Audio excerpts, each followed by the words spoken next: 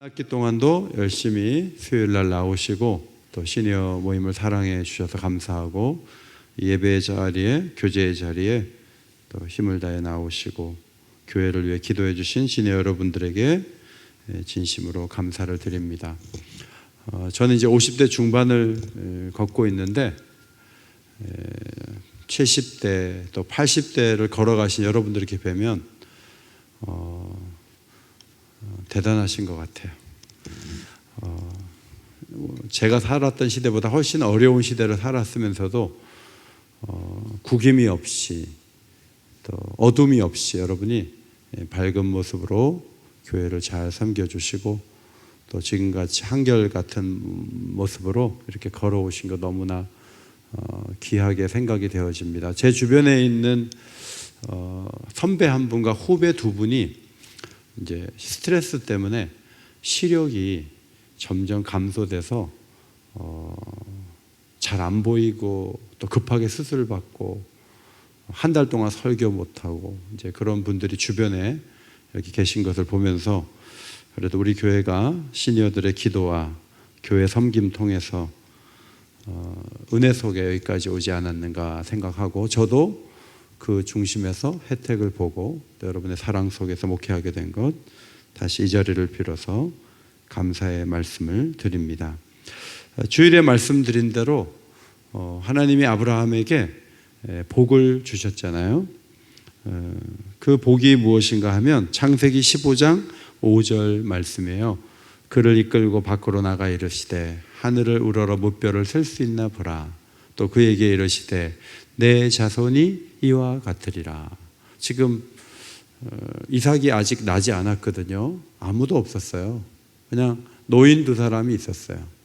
이제 100세나 됐어요. 아무런 기력도 없고 경수도 끝났어요. 그런데 하나님이 하늘을 우러러 무뼈를 셀 수 있나 보라. 그에게 이르시되 내 자손이 이와 같으리라. 그래서 아브라함은 이렇게 많은 수의 자손을 주신다는 거야 하고 믿었어요. 그런데 이게 복이 되는 이유는 이 약속을 주실 때 하나님이 아브라함이 뭐 잘해가지고 주신 게 아니고 그냥 하나님이 아브라함을 사랑해서 이 약속을 주신 거예요. 다시 성경 띄워주세요. 그런데 여기에 내 자손이 이와 같으리라 그랬는데 자손이라는 히브리 말이 제라라는 단어인데 씨라는 단어예요. 복수가 아니고 단수예요. 그러니까 하나님이 이 말씀을 주셨을 때는 하늘의 별처럼 많은 자손이 되게 할 거야 라는 말씀도 맞지만 바울이 갈라디아에서 해석하기에는 이 자손이 복수가 아니고 단수 씨인데 여기서 자손은 예수 그리스도라는 거예요. 아브라함의 후손으로 씨이신 예수님이 오셔서 하늘의 물결처럼 많은 사람이 복을 받을 수 있도록 예수 그리스도를 믿어서 구원받는 사람들을 많게 해주겠다는 그런 의미를 담은 약속이라는 거예요. 그것을 지금 설명을 해주고 있는 거예요. 그런 의미에서 우리가 하나님께 복을 받았다. 성경은 그렇게 설명을 해줍니다. 자, 그것을 설명하는 것이 16절 말씀이에요. 16절. 네, 이제 설교를 시작을 하면 제가 이제 한 학기 내내 저쪽 뒤에 있었거든요. 그런데 시니어들 분들 가운데 이렇게 기대감을 갖고 설교를 듣는 분도 계시지만 이렇게 잠을 청하시는 분도 4분이 계시더라고요. 4분은 딱 시작하면 자요. 일단 다 고개를 숙이고 잠이 안 올 텐데 잠을 청하시는 것 같아요. 근데 오늘은 제가 그분이 누군지 알잖아요. 저 뒤에서 계속 봤거든요. 아, 저분이구나. 이렇게 계속 봤기 때문에 4분은 조심하세요. 자, 16절 같이 읽겠습니다. 시작. 이 약속들은 아브라함과 그 자손에게 말씀하신 것인데 여럿을 가리켜 그 자손들이라 하지 아니하시고 오직 한 사람을 가리켜 내 자손이라 하셨으니 곧 그리스도라.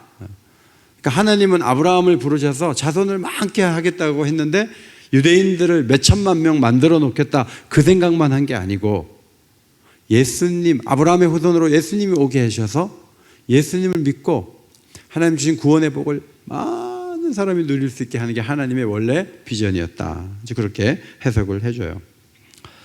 오늘 10절부터 읽었는데 10절은 반대편에서 초조하고 불안하게 사는 사람에 대해서 얘기하는 거예요. 10절. 율법책대로 행하지 않으면 이게 불안하고 두려운 거예요. 중요한 것은 율법책에 기록된 대로 모든 일을 행해서 하나님 앞에서 의롭다함을 받을 사람이 하나도 없는 거예요. 저희가 수능 볼 때는 340점 만점에 1명, 2명, 5명 이렇게 만점이 나오더라고요.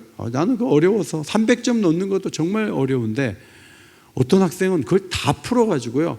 하나도 빠짐없이 다 맞춰요. 대단하죠? 그런데 하나님의 율법은요, 완벽하게 지키는 사람이 1년에 1명 나오는 게 아니고요. 수천 년이 지나도 한 사람도 못 나와요. 그게 하나님의 요구인데 그걸 지키는 사람은 없는 거예요. 그러니까 이 법을 못 지키면 나는 천국 못 가는데 이런 마음을 가지면 늘 불안하고 떨릴 수밖에 없어요. 지금 시니어들 중에도요, 수요일 날도 잘 나오고 주일 날도 잘 나오고 기도 잘하고 헌금 생활 잘해야 천국 갈 수도 있다 이런 생각을 하시는 분들은 어쩌다가 못 나오면 천국 못 갈까 봐 두려워하실 수가 있어요. 이제 그런 차원에서 접근하면 안 되는 것이죠. 12절은 율법은 행하는 것이고 믿음은 마음으로 하나님의 약속을 수용하는 거예요. 그러니까 율법은 내가 행하는 거지만 믿음은 하나님에 대한 거예요. 하나님이 하신 거예요. 하신 것을 받아들이는 거예요. 그러니까 율법을 행하는 것과 하나님에 대한 믿음은 전혀 다른 것이다 하는 것을 말씀하고 있어요. 13절, 14절은 두 가지 축복을 우리에게 주셨어요. 하나는 율법의 저주를 예수님이 대신 받으셨다. 이게 13절이고요. 14절은 아브라함이 받았던 그 복, 하나님의 자녀가 되어서 우리가 누릴 수 있다. 그것을 14절에서 말씀해 주고 있습니다. 여러분, 죄로 인한 저주를 예수님이 받으신 것을 믿으시기 바랍니다. 예수님이 다 받으셨어요. 그래서 여러분이 뭐 좀 어려움이 오면은 우리를 좀 겸손하게 하시려고 어려움을 주실 수도 있지만 자꾸 죄 때문에 내가 벌 받는다고 보시면 안 돼요. 시력이 떨어지는 게 죄 때문에 그런 거예요? 아니면은 많이 써서 그런 거예요? 시력이 떨어지는 것이 죄 때문에 시력이 떨어져요? 많이 써서 떨어져요? 많이 써서 떨어진다고. 무릎이 아프고 허리가 아픈 거는 죄 때문에 그런 거예요? 부인이 밥을 안 해줘서 그런 거예요? 많이 써서 그래요. 오늘 여기 사직터널을 딱 건너서 오는데 그랜저가 옛날 그랜저 있잖아요. 사각으로 된 거. 그게 앞에 딱 가더라고요. 야, 그 옆에 제네시스가 딱 가는데 두 대가, 야, 그 그랜저 제가 보고 한 25년, 30년 된 차 같아요. 정말 옛날 그랜저예요. 사각으로 딱 각진 거. 막 초라해요. 지금 엑센트보다도 못해 보여요. 그러니까 그 그랜저 앞으로 내가 보기에 내년 아니면 그 다음에 폐차해야 돼. 근데 그랜저 30년도 못 쓰고 폐차해야 되는데 우리는 몸을 몇 년 썼어요? 막 70년, 80년, 송종훈 권사님 94년 여기 엄청 쓰셨잖아요. 그러니까 좀 아프고 기억이 안 나고 하는 거는 오래 써서 그런 거예요. 그러니까 이거를 내가 뭐 잘못했나 봐, 내가 저주받나 봐, 이런 쪽으로 보면 안 돼요. 이 어르신들이 좀 어려움이 오면 너무 마음이 막 이렇게 침울해지는데, 사실은 이 땅에서 조금 몸이 조금 이렇게 안 좋아질수록 어디가 더 좋아 보일까요? 천국이 좋아 보이겠죠. 근데 이 땅에서 젊은이처럼 막 그냥 뭐 쌩쌩해요. 100살까지 쌩쌩해요. 그러면 천국 바라봐요, 안 바라봐요? 천국 안 바라보죠, 잘. 이 땅에서 너무 잘 되니까, 편안하니까. 근데 우리가 불편하고 하나님이 기능들을 조금씩 가져가시면서 우린 더 영적인 사람이 되는 거예요. 신명기 21장 23절에 나무에 달린 자는 하나님께 저주를 받았음이라. 옛날에는요, 돌로 쳐 죽여요. 하나님께 버림받았다는 의미로 돌로 쳐 죽인 사람을 나무에 또 달아요. 사람들이 보고 죄를 저질러서 저렇게 된다라고 손가락질을 해요. 자, 근데 예수님이 손가락질 당하면서 나무에 달렸어요. 그분이 그렇게 저주를 받아서 우리가 받을 모든 율법의 저주를 속량하셨다는 거예요. 속량했다는 말은 적절한 돈을 주고 노예를 해방시켰다 그런 말이에요. 우리를 율법의 저주에서 자유하게 하셨다 하는 거예요. 자, 고린도후서 5장 21절 앞에 보시고 읽습니다. 시작. 하나님이 죄를 알지도 못하신 이를 우리를 대신하여 죄로 삼으신 것은 우리로 하여금 그 안에서 하나님의 의가 되게 하려 하심이라. 악인이 져야 될 모든 법적 책임을 예수님이 지셨다는 거죠. 이제 제가 자동차가 있는데 우리 집에 조그만 그 경차가 하나 있어요. 제 이름으로 돼 있어요. 근데 운전은 우리 큰아들이 해요.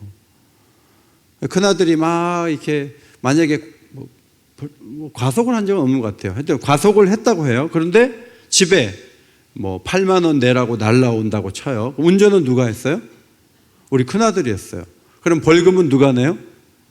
큰아들이 내죠. 지가 돈을 버니까 지가 낼 수 있으니까 지가 내면 돼요. 그런데 이제 큰아들이 지불 능력이 없는데 문제를 일으켰어요. 주차 위반을 하고 뭐 딱지가 날라왔어요. 큰아들이 낼 돈이 없어요. 그러면 누가 내야 돼요? 아빠가 내요. 범법자는 큰아들인데 돈을 내는 건 아버지가 내줘요. 우리가 범법을 했는데 하나님이 대신 아들의 희생을 통해서 우리를 율법의 저주에서 건져주셨다 하는 거예요. 예수님이 우리를 위해 죄인이 되심으로 똑같은 방식으로 우리를 의롭게 하시는 거예요. 하나님의 주신 복은 두 가지로 우리에게 주어지는데, 첫 번째로는 과거 청산을 해줘요. 율법의 저주에서 건져주시니까. 두 번째로는 우리를 온전한 방향으로 이끌어 가세요. 성령을 보내주셔서 성령의 도우심을 받을 수 있도록 길을 열어주십니다. 15절부터 17절 말씀은요, 이제 두 가지를 하나님이 주셨어요. 하나는 아브라함에게 약속을 주셨어요. 너의 자손이 무별처럼 많아질 거다. 근데 그 자손은 예수님을 통해서 많은 사람이 예수 믿고 복을 받고 죄 사함 받고 영생을 얻게 해줄 거야. 이 복을 아브라함에게 주신 약속이에요. 그 다음에 430년 후에 17절에 430년 후에 뭘 주셨냐면 율법을 주셨어요. 모세를 통해 율법을 주셨어요. 이걸 해라, 이거 하지 마라. 십계명을 비롯해서 유대인들은 613가지나 막 정리를 해놨어요. 자, 율법을 하나님이 주신 거예요. 그러면 여러분, 아브라함에게 주신 약속은요, 아브라함이 뭐 잘해서 주신 약속이 아니고요, 하나님이 그런 계획을 갖고 있다는 의미에서 주신 거예요. 그것은 믿음으로 의롭게 될 수 있다는 창세기 15장 6절에 근거한 약속이에요. 그런데 430년 후에 율법을 주셨어요. 율법은 안 지키면 죽는 거예요.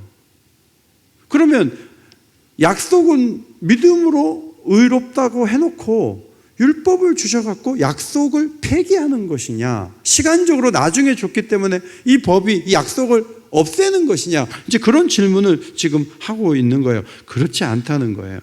그렇지 않다는 거예요. 율법의 행위로 의로운 것이 가능하다면 그러면 아브라함에게 믿음으로 의롭게 된다고 말씀한 건 뭐가 되느냐, 지금 그 질문을 하는 거예요. 그럴 수 없다는 거예요. 18절, 유업을 상속하는 것이 율법을 행함으로 얻어진다면 그것은 약속에 의한 것이 아닌 거예요. 여러분은 유산을 여러분에게 잘한 자녀에게 더 많이 물려주고 싶어요? 잘하나 못하나 똑같이 주고 싶어요? 어떠세요? 유산을 생각 안 해보셨죠? 네. 유산이 좀 있다고 생각하시고 지금 한 500억 정도 있어요. 자식이 한 3명이야. 3명이면 어떻게 나한테 착하게 한 사람에게 400억 주고 나머지 50억씩 나눠 가져라 하고 행위를 따라서 유산을 주겠다고 생각하세요? 아니면 꼭 똑같이 100억씩 나눠 갖고 200억은 교회 갖다 바치시겠어요? 어떻게 하시겠어요? 어떻게 하시겠어요? 생각 안 해보셨군요. 네. 박영기 장로님, 두 아들에게 유산을 줄 때 나한테 잘하는 자식에게 많이 주고 싶어요? 아니면 똑같이 주고 싶어요? 아니면 교회에다 다 갖다 바치실래요? 박 장로님 어떻게 생각하세요? 네? 어려운 자식에게 더 주고 싶으세요? 정권사님께 물어보고 주세요. 하나님이 이제 유산 상속자 얘기가 나오잖아요. 그런데 하나님 입장에서는요, 뭘 잘해서 유산을 주는 게 아니에요. 그냥 상속자니까 주는 거예요. 하나님은 그런 개념을 성경을 통해서 우리에게 주신 것입니다.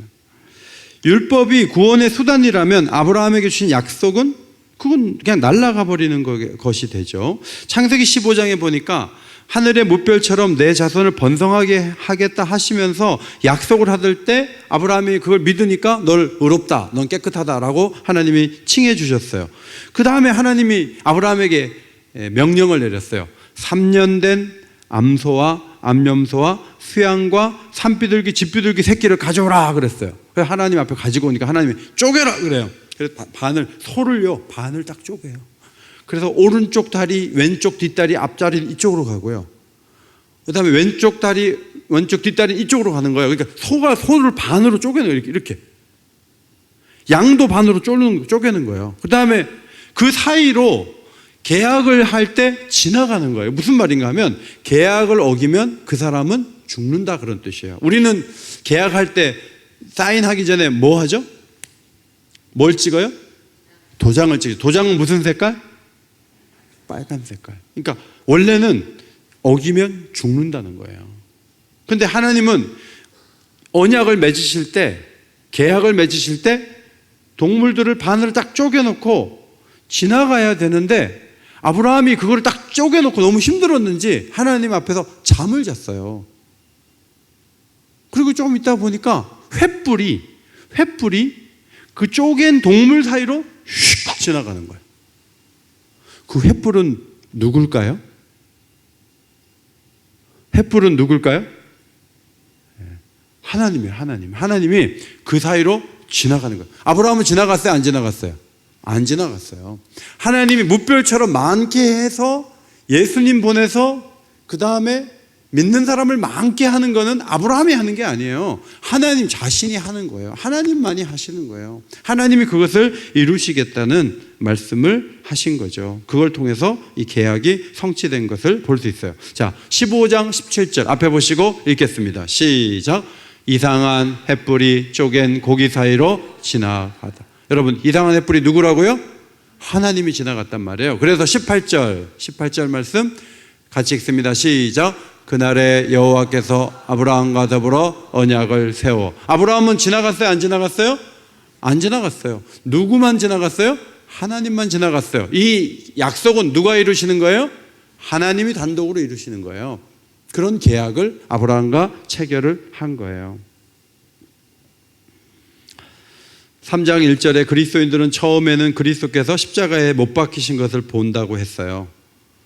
처음에는 내가 뭘 해, 하나님이 다 하시지 해놓고 시간이 지난 다음에 보면 자꾸 내가 뭘 해야 하나님이 받으신다는 유혹에 빠지게 돼요.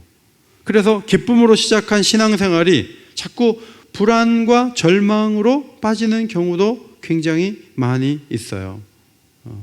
십자가를 믿고 너무 좋아하는데 갈수록 의무가 너무 많아지는 거예요. 막 회비도 내야 되고 뭐 나오라는 것도 많고 막 의무가 많아져. 그러니까 기쁨으로 시작했는데 점점 힘들어지는 신앙생활이 적지 않게 있어요. 캄보디아에 김인성 선교사님이 계신데 하루에 십자가를 10개씩 만들어요. 그래서 한 달이면 300개씩 만드는 거예요. 그래갖고 팔지도 않으니까 집에 가니까 십자가 만든 게 5,000개나 있어요. 얼마나 많은지 몰라요. 그래서 그분은 십자가를 계속 깎으면서 예수님을 생각해요. 예수님을 의지해요. 자, 이건 굉장히 귀한 거예요. 성경을 많이 읽는 대신에 그분은 십자가를 깎으면서 예수님이 있어서 내가 있고 나 같은 죄인이 예수님 때문에 선교사가 됐어. 이제 이 생각을 계속 하는 거예요. 그러면 이제 그게 굉장히 큰 그 선물이고 발견이고 축복이에요. 그 자체가. 그런데 이제 제가 선교사님 자꾸 뵈면 무슨 생각을 하냐면 선교사님이 예수님 내게 은혜를 주셨으니까 내가 학교를 점점 더 많이 지어야 돼. 신입생도 많이 들어와야 돼. 운동장도 있어야 되고 선교센터를 만들 거야 해서 이분이 지금 계속 건축을 해요. 어떨 때는 선교사님이 이 정도 해서 잘 운영하면 좋은데 그 시골 마을에다가 그렇게 큰 학교를 자꾸 세울 필요가 있나? 그러니까 처음에는 선교사 된 게 너무 감사한데 학교를 초등학교, 중학교, 고등학교, 대학교 이거 안 세우면 뭔가 하나님이 나한테 책망하실 것 같아. 그게 사명일 수도 있지만요, 그게 우리가 예수를 믿으면 그런 생각을 가질 수가 있어요. 처음에 예수 믿을 때 너무 좋은데 내가 나이가 이렇게 되도록 내가 뭐 한 게 있어야지, 뭔가 해야 되는데 선교지에다가 예배당이라도 하나 드려야 하나님 나를 받지 않으실까? 자, 이런 생각을 하는 경우가 있는데, 뭐 그래서 예배당 하나 지어지면 좋은 일이지만 하나님이 여러분이 뭐 그렇게 눈에 보이는 거 안 한다 그래가지고 아들을 주셔서 구원하신 여러분들을 외면하시거나 책망하시거나 그럴 뿐이 아니에요. 물론 감사해서 뭐든지 할 수 있어요. 그러나 뭘 하지 않으면 불안한 거 있잖아요. 뭔가 해야지 좀 마음이 편안한 거. 자, 그런 거는 율법주의와 관련되어 있는 것이다. 이제 그런 말씀이에요. 19절, 율법을 주신 목적은 범법함 때문이다 말씀하면서 왜 그러면 율법을 주셨는가? 자, 22절 말씀. 자, 성경을 보시고 22절 같이 읽겠습니다. 22절 시작. 그러나 성경이 모든 것을 죄 아래에 가두었으니 이는 예수 그리스도를 믿음으로 말미암는 약속을 믿는 자들에게 주려 함이라. 자, 율법은요, 우리가 다 못 지키잖아요. 그러니까 율법을 이렇게 보면서 아, 내가 참 죄인이구나, 내가 죄를 안 지을 수가 없구나 하고 내가 죄를 짓는 거를 율법은 가르쳐줘요. 너 오늘도 잘못했어, 너 오늘도 실수했어, 너 오늘도 남 미워했어, 너 오늘도 사랑하지 않았어, 너 오늘도 탐심을 품었어. 이렇게 율법은 뭔가를 이렇게 가르쳐줘요. 그래서 우리 자신에 대해서 율법은 자꾸 절망적이라는 걸 얘기를 해줘요. 그렇게 되면서 예수님을 믿는 게 얼마나 귀한 것인가를 깨닫게 해주는 기능이 율법 안에 있다는 거예요. 이제 우리 중직자 되신 분들하고 여기 대학로 가서 루카스라는 뮤지컬을 봤어요. 그런데 처음에 딱 시작하는데 다 깜깜하게 꺼지는데 어떤 분이 이 스틱에 나무 막대기에다가 나비같이 돼 있는데 그 끝에 불빛이 있어요. 그거를 막 이렇게 나무를 흔드니까 정말 나비가 흐르는 것, 이렇게 날아다니는 것처럼 막 한 마리가 이렇게 막 움직이는데 어떤 사람이 그렇게 하는 거예요. 그런데 깜깜하게 해놓고 하니까 나비만 보여요. 자, 등을 다 켜놓고 하면 그 사람이 막 이렇게 다니면 나비가 그 사람 손끝에서 움직이는 게 보니까 좀 마음이 이렇게 기대감 같은 게 떨어지잖아요. 근데 완전히 깜깜하게 해놓고 그 나비에다 불빛을 이렇게 나게 하는 형광 그런 걸 해놓으니까 진짜 나비가요 깜깜한데 막 날아다니는 것 같아요. 율법은 우리가 절망적이라는 어두운 배경을 만들어요. 우리는 참 하나님 앞에서 하나, 둘, 셋, 잘 살면 5개 어기고 못 살면 15개 어기고, 율법은 계속 그걸 가르쳐줘요. 그런데 예수 그리스도로 말미암는 의가 얼마나 귀한 것인가를 밝혀주는 역할을 한다 하는 거죠. 23절에 왔습니다. 믿음이 오기 전에 우리는 율법 아래에 매인바되고 계시될 믿음의 때까지 갇혔다 그랬어요. 자, 율법은요 2가지 역할을 하는데 따라합시다. 호위병. 일종의 호위병이에요. 이제 가둬놓고 밖에서 지키는 사람처럼 율법은 그런 기능을 한다는 거예요. 믿음이 오기 전까지는 율법 때문에 이렇게 감시당하는 것처럼 막 조항 때문에 막 다 걸리게 그렇게 만들어 놓는 거죠. 율법이 그런 역할을 해요. 호위병 역할을 해요. 2번째는 따라합시다. 초등교사. 2번째 율법은 초등교사와 같다 하는 거예요. 14살까지는 이제 옛날에 주인집 아들을 초등교사한테 지배를 받게 하는 거예요. 청직이 안 된 25살까지. 그래서 그 가정교사인데 노예예요. 외국에서 잡아왔는데 옛날에 외국에서 대학교에서 교수했다는 거예요. 그러니까 우리 아들 가르쳐라 하는데 신부는 노예인데 이 친구가 자기가 노예 출신이면서도 주인집 아들을 보고 이래라 저래라 하는 거예요. 뭐 수학 문제 오늘 10문제 풀고 주무시라고. 네가 노예 주제 나한테 얘기해? 뭐 그렇게 할 수도 있지만 아버지가 그렇게 못하게 하죠. 너 무조건 말 들어야 돼. 율법이 초등교사 역할을 하는 거예요. 문제는 자유롭게 하는 게 아니라 율법은 상벌에 기초하면서 인격적이지 않게 아이 취급을 하면서 자꾸 이렇게 압박을 하면서 뭔가 하게 만드는 게 이게 율법이라는 거예요. 그러나 이 가정교사가 있으면서 점점 잘하다 보면 억지로 계속 하는 게 아니라 이제는 성장을 해서 성인이 되면 자발적으로 하는 사람으로 변화되는 그런 성숙함이 나중에 있게 되는 거죠. 존 스토트 목사님이 아브라함에게 약속을 주셨는데 하나님 모세에게 율법을 주셨다. 왜 그렇게 하셨을까? 자, 율법은 점잖은 인간의 가면을 벗기고 실상을 드러낼 수 있기 때문에, 그래서 우리가 죄인인 것을 깨닫게 해주면서 우리 스스로 구원할 능력이 없다는 것을 율법은 잘 가르쳐줘요. 자, 그 다음 앞에 보시고 같이 한번 읽겠습니다. 시작. 하나님이 주신 율법의 기능은 지금도 계속되어야 합니다. 율법을 우회하여 곧장 복음으로 가서는 안 됩니다. 누구든지 율법의 실상을 통해 자신을 본 사람만이 복음의 진가를 깨달을 수 있습니다.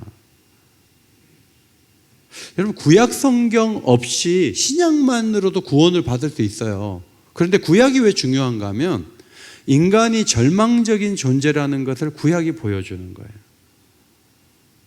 구약에 훌륭한 사람들이 막 무너지는 걸 보세요. 대단한 사람들이 나중에 정말 부끄러운 자리에 서는 것을 보여주면서 인간은 끝까지 안심할 수 없다. 그것을 보여주는 거예요. 미성숙했을 때는 그냥 내가 어떻게 노력해서 뭔가 해보려고 하는 거예요. 그것은 마치 초등교사 아래에 있는 어린아이 같은 모습이에요. 그러면 율법을 외면해도 되는가? 그렇지는 않아요. 율법은 보호자 역할도 하고 우리가 성장하고 성숙하는 데 필요한 거예요. 그러면 이제 율법을 안고 있으면서도 예수님의 복음을 받은 다음에 뭐가 다른가 하면 이제는 강요가 아니라 부모가 가르친 대로 원해서 가게 되는 변화가 있게 된다는 거죠. 이것이 우리가 복음을 받은 다음에 있게 된 축복이에요. 여러분, 율법을 우리가 순종하는 이유는 하나님이 벌 줄까 봐 두려워서가 아니고 약속으로 인해 주신 구원이 감사하고 충만해져서 어떻게든 구주를 기쁘시게 하려고 순종하는 모습으로 달라지는 거죠. 제7계명은 간음하지 말라잖아요. 그러면 그 말은 뒤집어서 보면 내 배우자를 만족해라 이런 말도 돼요. 그런데 죄를 자꾸 저지르는 사람은요, 이성이 오면 자꾸 눈이 이렇게 돌아가는 거예요. 그리고 이 법만 없으면 자기가 여자를 몇 명 사귀고 남자를 몇 명 사귀어서 즐겁게 살려고 하는 생각이 가득한 사람은 율법 때문에, 이 법 때문에 제약을 받아서 하고 싶은데 못하는 거예요. 그래서 지키긴 지키는데 막 억지로 지키는 거야. 막 눈이 막 가는데 막 손을 이렇게 밀어가지고 안 보려고 하면서 이제 부인을 사랑하려고 해요. 억지로. 그런데 복음을 받은 다음에는 어떻게 되냐면 복음이 내 아내가 최고의 여자로, 내 남편이 최고의 남자로 이렇게 보이게 눈을 이렇게 바꿔놓는 거예요. 그래서 예쁜 사람이 이렇게 있어도 그렇게 마음이 안 가고 이뻐 보이지 않는 거예요. 멋있는 남자가 있어도 옛날에는 막 육체미 이렇게 남자 딱 보면 마음이 뭐 이랬는데 이제 하나님이 싹 이렇게 은혜를 주신 다음에는 막 몸이 그런 사람을 보면서 별로 이렇게 마음이 안 가는 거예요. 그냥 근육이 다 빠진 남편이 더 건강해 보이는 거예요. 이게 눈도 바꾸고 마음도 바꿔가지고 자기 배우자를 만족시켜 주심으로 간음하지 말라는 이 계명을 그냥 너무 잘 지키는 사람이 되는 거예요. 부모 공경도 안 하면 안 될 것 같아서 옛날에는 용돈 갖다 드렸는데 이제는 알아서 그냥 전화도 하고 부모님께 다가서고, 남에게 탐심을 갖지 않는 것도 옛날에 막 그게 너무 시기심이 나고 그랬는데 이제는 내가 가진 게 좋은 거예요. 내가 가진 게 더 좋은 건 아니지만 내가 갖는 것도 괜찮은 거예요. 그러면서 만족하고 감사하고 하나님이 그게 지킬 수 있도록 그렇게 옮겨 가시는 거예요. 구원받기 위해서 율법을 완전히 지킬 필요는 없고 이 부분에서 우리는 자유롭다 하는 거죠. 자, 요한복음 15장 10절을 앞에 보시고 읽겠습니다. 요한복음 15장 10절 앞에 보시고 읽습니다. 시작. 내가 아버지의 계명을 지켜 그의 사랑 안에 거하는 것 같이 너희도 내 계명을 지키면 내 사랑 안에 거하리라. 예수님은요, 하나님이 주신 계명을 이렇게 지키면서 저 하나님 사랑하는 거 아시죠? 전 이렇게 사랑을 하나님께 표현해요. 예수님은 그러셨어요. 그러니까 너희도 내 계명을 지키면 내 사랑 안에 거하리라. 사랑하면요, 해달라는 거 이렇게 해주고 싶고 그런 거예요. 우리 아이가 이제 집에 갔다 가면서 엄마 나 오리고기 먹고 싶은데 오늘 오리고기가 없네. 그리고 이제 갔다가 주말에 이렇게 오잖아요. 그러면 그 아이가 한 얘기가 엄마가 해주고 싶은 거예요.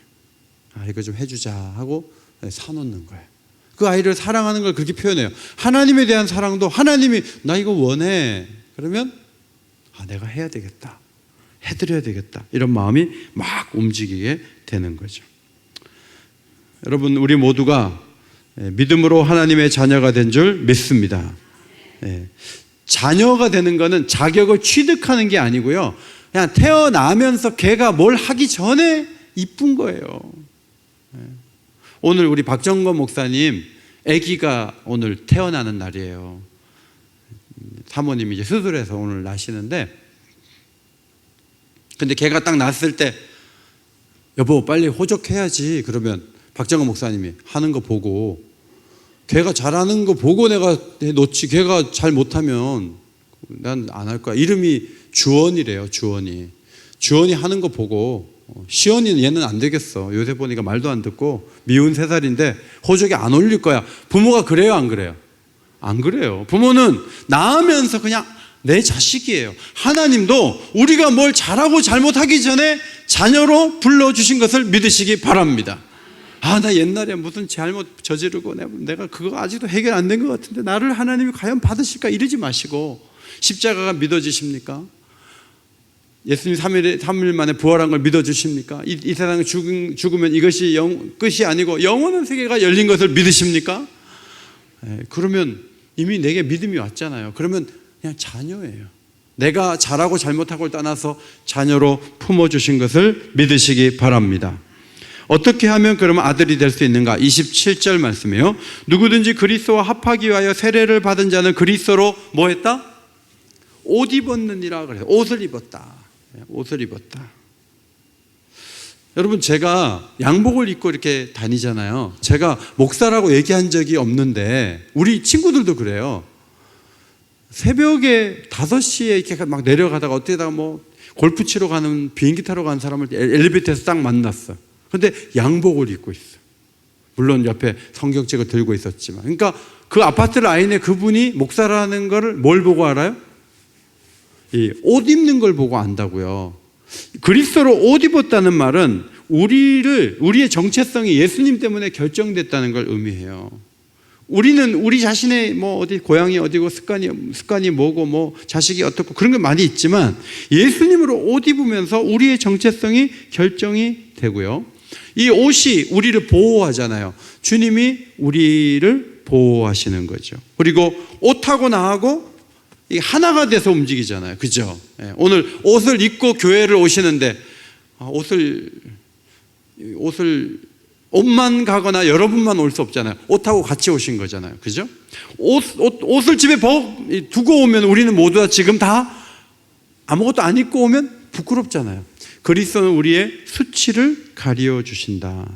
옷을 입는다는 의미는 다양하게 되어 있어요. 그래서 예수님과 우리가 옷 입듯이 연합이 되어 있는데, 28절은 우리 성도들 사이의 연합을 보여주는 말씀이에요. 자, 28절 말씀 성경 보시고 한 번만 마지막으로 읽겠습니다. 시작.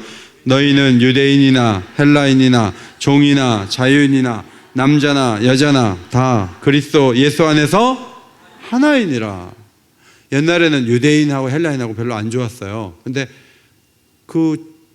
어떤 나라 사람이냐 이 관계없다는, 종족에 대해서 관계없이 문화적 장벽을 넘어서, 그 다음에 옛날엔 종도 있었고 주인도 있고 같이 예배당에 오는 거예요. 신분의 장벽을 넘어서고, 그 다음 남자나 여자나 성별의 장벽을 넘어서서 그리스도인은 모두 다 하나이다 하는 거죠.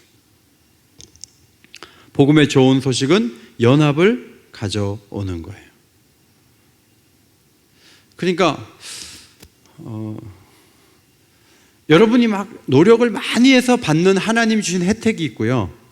그거 하기 전에 내가 널 자녀로 삼아줄게 하고 딱 그냥 우리를 자녀로 삼아서 주신 혜택하고, 이 두 가지 혜택 중에 우리가 공을 많이 쌓아서 받는 혜택보다 우리가 행동하기 전에 처음에 자녀를 딱 삼아가지고 주는 혜택이 훨씬 크다는 게 기독교 진리예요.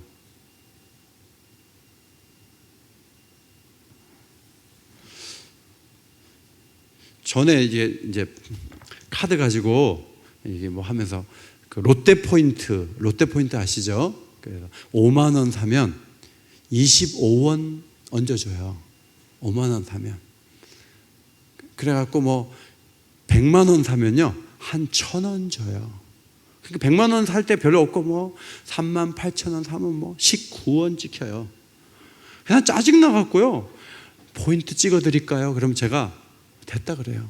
안 해도 된다. 그거 3년 내내 해봐야 2,000원, 3,000원밖에 안 될 것 같은데 그거를 모으느라고 주부들이 막 하고 막 비닐봉투 또 막 아끼려고 막 위로 쌓아가지고 테이프 붙여가지고 막 밖에 내놓고 막 그거 돈 아끼려고 막 그렇게 하면 부자가 돼요. 확실한 건 그렇게 하면 부자가 되는데, 여러분 하나님 주시는 은혜는요 그렇게 포인트 쌓아가지고 우리가 놀라운 걸 누리는 게 아니고 그냥 입양이 되면서 상속자가 되고 복을 받는 축복인 걸 믿으시기 바랍니다.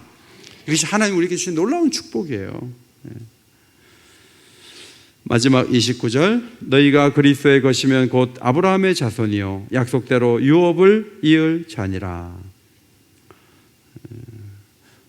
아브라함에게 주신 그 약속을 예수님이 오셔서 이루셨고요, 우리는 뭘 잘한 것이 있어서가 아니라 예수를 믿고 자녀가 됐기 때문에 반드시 유업을 이을 상속자가 됐다.